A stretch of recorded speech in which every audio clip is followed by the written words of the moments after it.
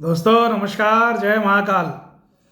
आपके अपने channel Sudhir Sharma stock market learner में दोस्तों आज फिर से एक बार स्वागत है। और जैसा कि एक गैप के बाद में एक छोटा सा वीडियो अपलोड कर रहा हूँ, जैसा लास्ट वीडियो में मैंने बोला भी था, तो वो थोड़ा सा समय का अभाव था इस तरीके का। और फिर थोड़ा सा आप भी समझते हैं कि किसी भी प्रोजेक्ट पे अगर काम किया जाता है, फिर वहाँ पे अगर फोकस ना किया जाए तो थोड़ा माइंड डाइवर्ट हो तो ठीक नहीं है। चलिए, अभी हम फ़िलहाल लौट गए हैं मार्केट में और मैंने पूरा एक हफ्ता मिस किया है मार्केट को, उतने अच्छे से देख नहीं पाया। लेकिन लास्ट में मैंने आज जैसे रीडिंग ली है उसकी, कल भी मैंने थोड़ा पढ़ा उसे, तो मैं अपनी दो बातें याद दिलाना चाहता हूँ आपको इसी वीडियो के माध्यम से। तो मुझे बहुत अच्छा लगा कि स्टडी ने काम किया है और स्टडी काम करती है। कई बार थोड़ा विलम्ब हो जाता है, थोड़ा लेट होता है, लेकिन स्टडी काम करती है। इस बात का बहुत एक जिसे कहते हैं खुशी होती है। लेकिन एक बात की और सबसे ज़्यादा खुशी ये है कि जिस तरीके से जो एनालिसिस हमारे पैटर्न पे, हमारे सेटअप पे, हमारी स्टडी के हिसाब से बैठ रहा है, उस तरीके की परफॉर्मेंस स्टॉक मार्केट अभी करता हुआ नजर आ रहा है। इंडियन स्टॉक मार्केट, मैं इंडियन स्टॉक मार्केट की ही बात करूंगा। मैं कभी भी फॉरेन मार्केट्स को, जिस तरीके से आप सभी लोग बहुत देखते हैं, रात दिन उसको देखे रहेंगे कि भाई आज डाउ जोन ऐसा, नेस्डेक ऐसा और सिंगापुर ऐसा है वैसे, वो सब करने का इतना ज़रूरत नहीं होता है। अगर आप कुछ दो चार बातों का ध्यान रखें मोटा मोटी, आज हम इस वीडियो के माध्यम से उन दो तीन पॉइंट्स के ऊपर भी आपसे चर्चा करेंगे। तो फिलहाल मैंने जो पॉइंट्स बताए थे उनको याद दिलाऊं। एक वीडियो हमने किया था कि मार्केट में करेक्शन आएगी, बार बार बोल रहे थे इस बात को, तो उस तरीके से अच्छा रहा। उतनी बड़ी करेक्शन नहीं आई, लेकिन मैं आपको सही बताऊं, आपको भले ही लग रहा हो कि बहुत अच्छी करेक्शन हुई, लेकिन अभी मज़ा नहीं आया है। तो ऐसा प्लीज़ ये मत सोचिएगा कि बहुत कुछ नेगेटिव बात है। ये नेगेटिव नहीं है, ये अच्छी बात है, क्योंकि फ्यूचर इन्वेस्टमेंट के लिए बहुत अच्छे अवसर ढूंढने पड़ते हैं। जिन लोगों की ट्रेन मिस हो गई अभी 2020 वाले कोविड रैली में, तो उनको भी तो मौका आना चाहिए ना। तो उस तरीके की करेक्शन अभी मज़ा नहीं आया, सीधी सी बात यह है। हाँ, लेकिन करेक्शन हुई। उसके बाद में जब काफ़ी पैनिक हो रहे थे लोग, तो मैंने एक वीडियो और शेयर किया था। बहुत छोटा सा वीडियो था, 1 मिनट का, कि होली के बाद से मार्केट में बाइंग आएगी।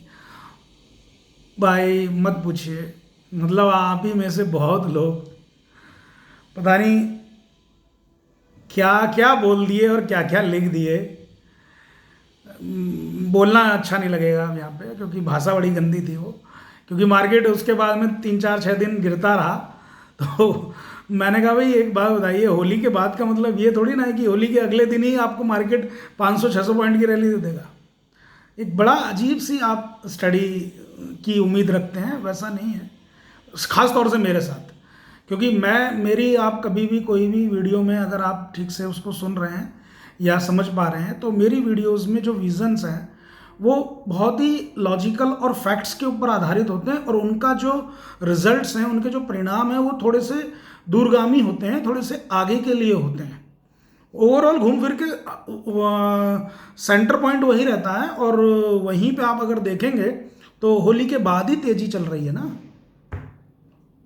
चली ना तेजी एकदम से, बिल्कुल इतने नेगेटिव माहौल में तेजी लेके आया है मार्केट।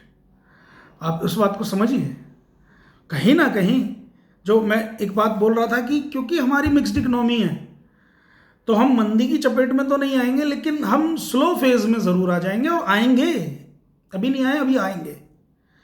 अभी वहाँ से विदेश से आपको मैसेज मिल रहे हैं, 2 3 बैंक खराब हो चुके हैं, इनका सब बंटाधार हो गया है। अभी और आएंगे 2 3, आप देखे रहिए। अभी और 2 3 की बैलेंस शीट और गड़बड़ा रही है, तो वो और उनका भी पैकिंग होगा अभी। तो उस तरीके की चीज़ें अभी और आनी है, कोई दिक्कत नहीं। और एक बात और, एक मैसेज के माध्यम से जब हमने कहा कि हमारी ये कैलकुलेशन है जिसमें हमने फॉरेन ट्रेड पॉलिसी को, नेट फैक्टरी इनकम अब्रॉड को बहुत तवज्जो दी थी, पॉइंट लिखे थे मैंने उस पर। तो अब देखिए फॉरेन ट्रेड पॉलिसी का अभी एक ही मीटिंग हुआ है और उस मीटिंग में आप देखिए उन्होंने net factory income from abroad में मजबूती लाई कि नहीं, रुपया काम कर रहा है कि नहीं। तो ये सारे बेस थे इस तेजी के लिए।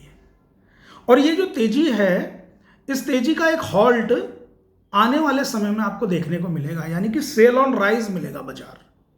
कहने का मतलब यह है फिलहाल बाजार की तेजी का मजा लेना है, बट एक ओवरऑल व्यू ये है, मतलब एक मैसेज ये है इस वीडियो के माध्यम से कि आप इस दौरान ट्रेडिंग से मुनाफा लें और इन्वेस्टमेंट के स्रोत ढूंढें। इन्वेस्टमेंट की स्रोत का मतलब है कि इन्वेस्टमेंट के लिए अच्छे बिजनेस को फाइंड आउट कर लें और उनको सिर्फ फाइंड आउट करके रखें। और इस बार के हॉल्ट में वैल्यूएशन वाइज दूसरा तीसरा ट्रांजेस अपना करें, क्योंकि पहला तो आपका हो जाना चाहिए था इस करेक्शन में। जैसा हमने मैसेज किए थे और स्टडी को शेयर किया था, 3-4 शेयर्स पे हमारी बिजनेस मॉडल हमने जो उनके स्टडी किए थे तो उनके ऊपर रिकमेंडेशंस थी और लोगों ने उसको उम्मीद है बाय किया होगा, जो भी पोर्टफोलियो इन्वेस्टर्स थे हमारे। तो इसलिए मैं अभी सेकंड और थर्ड ट्रांजेस करवाने के लिए अपना और अपने इन्वेस्टर्स का वेट कर रहा हूँ। नो डाउट आपको मौके मिलेंगे। तो फिलहाल मैं ये कहूँगा कि मार्केट की तेज़ी 17,400 वही लेवल, पुराने लेवल। देखिए दोस्तों, पुराने लेवल जब तक बने रहेंगे, भले ही आप ये लेवल्स मेरे से आप 1 साल से सुन रहे हैं, और मेरे से ही नहीं, अब तो सभी लोग इन लेवलों को गा रहे हैं, चाहे कहीं से गा रहे हो कि भाई ये चार्ट बोल रहा है, ये ज्ञान बोल रहा है, ये फान बोल रहा है। समझ में नहीं आ रहा है क्या बोल रहा है। और ये ना होते तो क्या होता, भाई ये कंसेप्ट अपना आपको ना दिए होते, बहुत सारी चीज़ें, खैर इसके ऊपर हम चर्चा करेंगे बाद में। एक वीडियो में मैं सभी स्टडीज़ का एक पूरा कोरिलेशन मैंने जो तैयार किया वो सोच रहा हूँ कि एक दिन अपलोड कर दिया जाए। चलिए करेंगे कभी, मूड आया तो। फिलहाल अभी मैं ये बात बोलना चाह रहा हूँ, जब तक एक नया हाई नहीं बनेगा बाजार में तब तक ये सभी लेवल बरकरार रहेंगे। तो आपने देखा कि 17,000 तोड़ा नीचे की तरफ, तो एक अच्छी करेक्शन हमें 500-600 पॉइंट मिल गए। ठीक है, 17,400 सॉरी, जब ब्रेक किया तो नीचे गए। 17,400 को की रेजिस्टेंस को जब ऊपर लेके जाएगा मार्केट, 1-2 दिन क्लोजिंग कर देगा, पिछले 10 दिन के एवरेज वॉल्यूम से 50% ऊपर वॉल्यूम रहना चाहिए, ट्रेडिंग वॉल्यूम, और 17,400 के ऊपर क्लोजिंग ये कर देगा तो अगले फिर 400-500 पॉइंट की रैली। बड़ा सिंपल है, बहुत सिंपल है। तो ये कॉन्सेप्ट के साथ में अभी बाजार बना हुआ है, तो इसी के साथ में काम करने का हमें एक प्लान करना चाहिए। अब एक बात और इस वीडियो के माध्यम से बोलेंगे कि प्लीज़ वीडियो को लाइक करें, चैनल को सब्सक्राइब करें। वो बात अलग है कि वीडियो कम आती हैं, लेकिन अनवांटेड फालतू बातें और मतलब टाइम वेस्ट के लिए नहीं होती है वीडियो मतलब कोई मैसेज देना है तो आप कीजिए। ठीक है, लास्ट वीक थोड़े बिजी शेड्यूल था तो इस वजह से नहीं कर पाए, और इस बार का कोई खास वीडियो होने की कोई उम्मीद नहीं थी, क्योंकि है भी नहीं स्टडी कुछ ऐसी की जो मैं आपसे शेयर करूं। लेकिन फिर भी एक इंटरेक्शन के लिए मैं ये वीडियो अपलोड कर रहा हूं, और थोड़ा सा मैंने पिछली चीज़ों को रिमाइंड करके और आगे के लिए छोटा सा एक आपको क्लू दिया है इस वीडियो में। और एक बात और है कि अप्रैल मंथ में ट्रेडिंग सेशंस बहुत कम है, मतलब, है ना। और ये वीक जो है नेक्स्ट जो 3 अप्रैल से स्टार्ट है, इसमें तो ऑलरेडी छुट्टी हैं, तो छोटा वीक है, बहुत सबसे छोटा शॉर्टेस्ट वीक आप कह सकते हैं अब तक का 2023 का ये रहने वाला है। 3 दिन का ही ट्रेडिंग सेशन है, ये ट्रेडिंग वीक है 3 दिन का, और उसके बाद में नेक्स्ट वीक भी मेरे ख्याल में 4 डेज ही है। तो इस तरीके से अप्रैल का जो अप्रैल मंथ के जो ट्रेडिंग सेशंस हैं वो 16-17 ट्रेडिंग सेशन काउंट हो रहे हैं, मतलब बहुत ही कम ट्रेडिंग सेशंस हैं। तो उस हिसाब से अप्रैल मंथ में आप प्लान करिए। हाँ ठीक है, चंचलता बनी हुई है मार्केट में, वो बनी रहेगी। लास्ट वीक तो मैं उतना नहीं देख पाया, लेकिन जैसे मैंने आज उसके चार्ट्स को स्टडी किया तो बड़ी वॉलेटिलिटी रही है, मतलब बहुत ही ज़बरदस्त वॉलेटिलिटी रही है बैंक निफ्टी दोनों में। तो खैर, और बढ़िया रहने वाला है ये। और बैंक निफ्टी के जो लॉट साइज़ को अभी रिड्यूस करने की बात चल रही है और जो होने वाला है, तो उसके पीछे एक प्लानिंग यही है कि फिन निफ्टी की भी ट्रेडिंग को बढ़ाया जाए, और फिन निफ्टी की एक्सपायरी जो ट्यूसडे को होती है उसका भी एक अलग ही मज़ा ट्रेडर्स को दिया जाए, और निफ्टी बैंक निफ्टी की थर्सडे एक्सपायरी, और इस तरीके से ओवरऑल सभी चीज़ों को मैनेज करने का जो प्रयास किया जा रहा है बहुत अच्छा है। मार्केट में एक ही बात बोलूँगा कि भारत में अच्छा निवेश आ रहा है, इस बात से आप बेफिक्र रहें। बहुत अच्छा निवेश आ रहा है बाजार के अंदर। बस एक बात का ध्यान रखना है कि ट्रेडिशनल स्टॉक्स पे ही फोकस ना करें। इस बार वो लोग निकल के बाहर आएंगे, लोगों से मेरा मतलब है वो शेयर्स निकल के बाहर आएंगे जिनके कभी नाम भी नहीं सुने। बहुत लोग होते हैं उन्होंने नाम नहीं सुने होते, बोले यार ये तो नाम हमने पहली बार ही सुना है। मैंने कहा नाम जब पहली बार सुना है तुम क्या बिजनेस स्टडी करोगे। बहुत लोग तो बस सिर्फ कॉपी करते रहते, कोई नाम बता दे हमें बस पता चल जाए। नहीं, इस बार कुछ ऐसा प्लान है, क्योंकि पूरी एक थीम बदल रही है ना, थीम बदल चुकी है। आप देखिए 2024 के लिए जो वेट कर रहा है मार्केट इलेक्शंस के लिए, और उसके बाद की गवर्नमेंट के फिर 5 साल के लिए जो एक विज़न रहने वाला है, वो कहीं ना कहीं ये इन सब बातों के ऊपर आधारित होगा कि जो हमने अभी पिछले 4-5 साल में सीखा। जैसे कि कब किस तरीके के युद्ध की आसार कभी भी बन जाते हैं, जैसे रसिया यूक्रेन में हुए। कभी भी कोई भी बड़ा एक डिज़ास्टर, कुछ भी पैंडेमिक टाइप का कुछ आ जाए दुनिया में या देश में, तो उसके लिए जो सीख मिली। और कभी भी किसी भी तरीके से आपको पॉवर्टी पर और फूड स्केयरसिटी पर, इन सब पे किस तरीके से प्लान करना है, वो सारी चीज़ें आपने ये 2020 से 24 में सीखी हम सब ने। चाहे वो गवर्नमेंट हो, चाहे वो हम हैं, आप हैं, चाहे वो विदेशी लोग हों। तो जब कोई ये सारा होमवर्क करेगा तो आगे की प्लानिंग भी उसी के बेस पे करेगा। तो बस यहीं से आप अपनी स्टडी और अपनी खोजबीन शुरू कर दीजिए कि आगे की थीम बिल्कुल चेंज मिलेगी 24 के बाद। 24 तक जो रैली रहेगी उसके लिए आप अगली वीडियो में बताऊंगा कब से स्टार्ट होगी और कब तक वो रहेगी। बहुत बढ़िया रैली रहेगी। फिलहाल अभी अप्रैल, मई, जून बस समझ लीजिए इस वॉलेटिलिटी का या इस पूरे जो डिस्टर्बेंस रहा मार्केट में, इसका कहीं ना कहीं एक सेटलमेंट मंथ होगा जहां तक मुझे लग रहा है। क्योंकि जून में फिर से एक बार फॉरेन ट्रेड पॉलिसी की एक मीटिंग है और उसके मुद्दे बहुत इंपॉर्टेंट हैं। जिन पॉइंट्स पे वर्ल्ड वाइड बात होने जा रही है, इंटरनेशनल मॉनेटरी फंड बात करने जा रहा है, आप सबको पता चलेगा। ठीक है, मुझे कोई एक्स्ट्रा नहीं पता है, बस मैं अपने अनुमान लगा रहा हूं। और वो जो भी पॉइंट्स हैं पूरी डिटेल वीडियो के लिए फिर से और 15 मिनट लग जाएंगे, अभी ऑलरेडी 15 मिनट हो गए हैं। तो उसको हम करेंगे कभी फिर, जब आप बोलेंगे मुझे तो मैं, आप कमेंट में बताइएगा। तो हम फॉरेन ट्रेड पॉलिसीज़ में और IMF किस तरीके के चेंजेस करने जा रहा है, करेगा, क्या वो पॉइंट हो सकते हैं, उनके ऊपर चर्चा करेंगे। ओवरऑल सिग्नल ये है कि बहुत अच्छा होने जा रहा है, खास तौर से हमारी मिश्रित अर्थव्यवस्था के लिए। और मिश्रित अर्थव्यवस्था की सबसे मजबूत जड़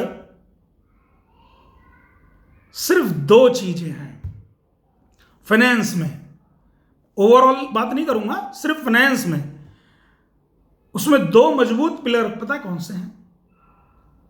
एक तो हमारा बैंकिंग सिस्टम, एक हमारा बैंकिंग सिस्टम, और दूसरा हमारा पोस्ट ऑफिस इन्वेस्टमेंट। दोस्तों इसके ऊपर मैंने एक किताब भी लिखी है बड़ी डिटेल में। एमपी में अभी फिलहाल एक ट्रेनिंग प्रोग्राम भी था, एमपी में मेरी बुक चलती भी है, बीकॉम सेकंड ईयर में, बैंकिंग एंड इंश्योरेंस के नाम से, doctor OP Gupta and Sudhir Kumar Sharma, साहित्य पब्लिकेशन उसको पब्लिश करता है। तो पिछले 4-5 साल से पब्लिश हो रही है और बड़ी अच्छी बुक है। उसमें बैंकिंग को लेके जो बातें बताई हैं हमने, जो कोशिश की है डिटेल स्ट्रक्चर समझाने की, वो लोग तो तारीफ करते हैं, खैर मैं तो नहीं बोलूँगा कि बहुत अच्छा है, लेकिन हाँ मेहनत बहुत की है उसमें। तो वो जो बैंकिंग सिस्टम है ना हमारी मिश्रित अर्थव्यवस्था का, वो बहुत मजबूत है। इसीलिए हमारे बैंकिंग सिस्टम और पोस्ट ऑफिस इन्वेस्टमेंट की वजह से किसी भी तरीके का कोई भी फाइनेंशियल क्राइसिस आता है तो हम समझ जाते हैं, ना हम डिप्रेशन में जाते हैं, ना डिफ्लेशन में जाते हैं, और हाई इन्फ्लेशन होता है तो वो भी कंट्रोल हो जाता है। खास तौर से ये अपने banking and post office investment की वजह से। इसका एक छोटा सा उदाहरण देता हूं। आज के युवा को जिसे ट्रेडिंग का चस्का लग गया है, इसको चस्का बोलते हैं क्योंकि ट्रेडर बहुत कम होते हैं, बाकी लोग खाली लत के मारे होते हैं। प्लीज़ माइंड मत करिएगा मैं क्या बोल रहा हूँ, उसको माइंड मत करिएगा। माइंड इसलिए नहीं करिएगा क्योंकि माइंड करने वाली चीज़ नहीं है ये समझने वाली चीज़ है। बस भाई ने बोला, बहन ने बोला, चाचा ने बोला, ताऊ ने बोला, दोस्त ने बोला, व्हाट्सएप यूनिवर्सिटी ने बोला, ले दबा दो, बस खरीद लिया। यही नहीं पता कब खरीदना है कब बेचना है, बेच दिया, लॉस हो गया, प्रॉफिट हो गया। आजकल तो बड़े छोटे छोटे रील चलते हैं, वो 4-6 स्क्रीन लगा लेंगे और वो 2-2 1-1 मिनट की वीडियो डाल देते हैं यूट्यूब इंस्टाग्राम पे, उन्हें देख के लोग प्रभावित होते हैं। वो जो ट्रेडिंग है ना, ये या तो कोविड पार्टिसिपेंट ज़्यादा है तब से है, या एक बस लत लगी हुई है, ऑप्शन करना है, फ्यूचर करना है, किसी को कुछ भी ट्रेडिंग कर रहे हैं, वो उन्हें कॉन्सेप्ट नहीं पता। ट्रेडर कम है, मैंने बोला ना, ट्रेडर की तो अलग ही बात है, ट्रेडर तो खैर ट्रेडर है, वही तो कमा रहा है। इसके अलावा हम लूज करते हैं पैसे को, और आपने सेबी के डाटा को भी देखा, वो भी यही बात कर रहे हैं ना। तो फैक्ट तो यही है। अब फिर भी हम क्यों मजबूत हैं? क्योंकि हमारे सभी बुजुर्ग भाई, सभी मतलब कह सकते हैं आप, जिनकी कंजर्वेटिव अप्रोच है इन्वेस्टमेंट को लेके, जितने भी ऐसे लोग हैं जो एक रिटायरमेंट एज को लेके चल रहे हैं अपनी, या जिनका ज़्यादा शेयर बाज़ार पे या इन सब पे भरोसा नहीं है, हिंदुस्तान में ये आबादी, ये चीज़ अभी बहुत है। इस वजह से भी हम मजबूत हैं, इसे आप नेगेटिव ना लीजिए, इस वजह से भी हम मजबूत हैं क्योंकि हमारा फंड बहुत पड़ा हुआ है LIC पे, बैंक्स में, पोस्ट ऑफिस में। किसान विकास पत्र खरीद लो, FD करा दो, RD कर लो। ये जो ठोस सॉलिड जो सेविंग है ना, क्योंकि मैं इसे इन्वेस्टमेंट का नाम तो अब नहीं दूंगा क्योंकि ये इन्वेस्टमेंट तो अब रहा नहीं, एक टाइम में हुआ करता था ये इन्वेस्टमेंट, लेकिन अब तो फिलहाल सेविंग हो रही है क्योंकि ये इन्फ्लेशन को भी बीट नहीं कर पा रहा है। तो इस वजह से भी हमारी इकोनॉमी स्ट्रांग बनी रहती है फाइनेंशियली। और भी बहुत पहलू हैं, फिलहाल इसको एक, क्योंकि बहुत जर्नल चीज़ थी और मैं समझता हूँ कि ये सभी को ये बात समझ में भी आएगी और एग्री भी करेंगे, और नहीं भी एग्री करेंगे तो कोई बात नहीं, लेकिन ये सच्चाई है। चलिए दोस्तों, अभी फ़िलहाल वीडियो को यहीं पे विराम करते हैं वीडियो का, और अगली वीडियो में मिलेंगे। फिलहाल ध्यान रखिएगा 17,400 के ऊपर अगर 2 दिन क्लोज करता है विद एवरेज वॉल्यूम 50% मोर, ठीक, जो भी पिछले 10 दिन के एवरेज वॉल्यूम है वहाँ से, तो 400-500 पॉइंट और तेज मिल जाएंगे। लेकिन फिलहाल एक बार और डिप मिलना है बाजार में जून तक, ऐसा मुझे लग रहा है। ये कोई दावा नहीं है, दावा कुछ नहीं करता मैं, स्टडी शेयर करता हूँ। तो उसके पीछे जितनी भी फैक्ट्स एंड जो भी कुछ कैलकुलेशंस हैं वो भी बीच में मैं हो सकता है 2-4 दिन में आपसे व्हाट्सएप पे या टेलीग्राम पे मैं आपके साथ शेयर कर दूँ।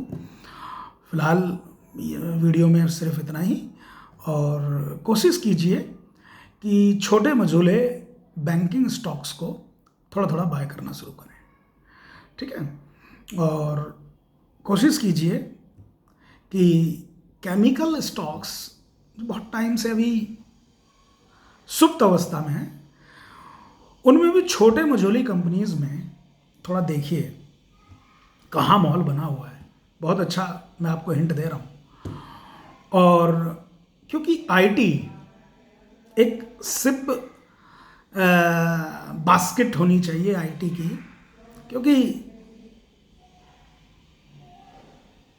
ये एक फिर से रैली अभी नहीं, प्लीज़, सिप जब बोलता हूँ ना इसीलिए बोलता हूँ कि वो इंतजार कराएगा।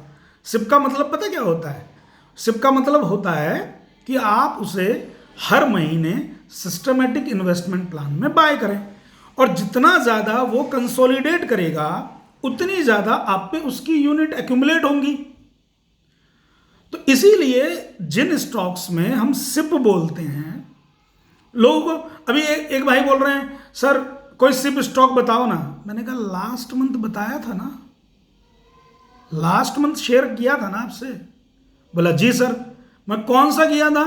बोला ये किया था, XYZ कोई भी शेयर, जो अभी मैं बोलूँगा नहीं आपसे, वो ये किया था। तो उसमें कितना सिप कर लिया आपने? बोला लास्ट मंथ खरीदा था। उसको सिप बोलते हैं। अरे दोबारा खरीदो। लास्ट मंथ कब खरीदा था? बोला 15 तारीख को। फिर से 15 तारीख को खरीदो। बोला संडे है तो मंडे खरीदो भाई, 16 को खरीद लो। सिप का मतलब ये है। फिर उससे अगला महीना आएगा फिर खरीदो उसे। 2-2 हज़ार का ही तो खरीद रहे हैं ना, इसको बोला जाता है सिप। नहीं नया शेयर बता दो। क्या करोगे तुम? कुछ नहीं कर पाओगे। कोई नया शेयर नहीं, तो फोबिया टाइप का है। बहुत सारे शेयर चाहिए तुमको, लेना कुछ नहीं है। एक बिजनेस पे कंसंट्रेट कर लो। तो इस तरीके से वो सिप इन्वेस्टमेंट होता है। तो आईटी में मुझे लगता है सिप इन्वेस्टमेंट रखें, कंपनी वगैरह बिजनेस वगैरह आप उसका चुनाव करें। हाँ कहीं हमारी हेल्प होगी तो हम जरूर हेल्प करेंगे, हम तो हमेशा हेल्प के लिए ही रहते हैं। इसीलिए बोल रहा हूँ वीडियो को लाइक करें, चैनल को सब्सक्राइब करें। बस अब वीडियो को यहीं पे विराम देता हूँ। जय महाकाल।